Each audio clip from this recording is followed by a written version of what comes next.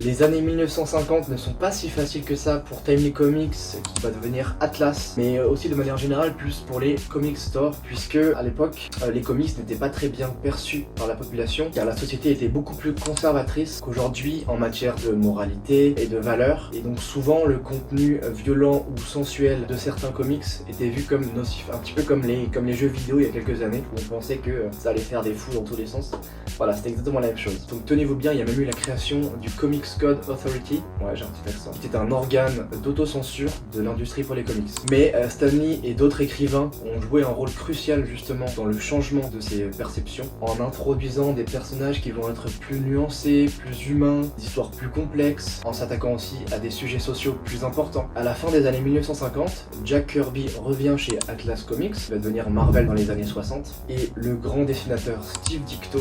est engagé.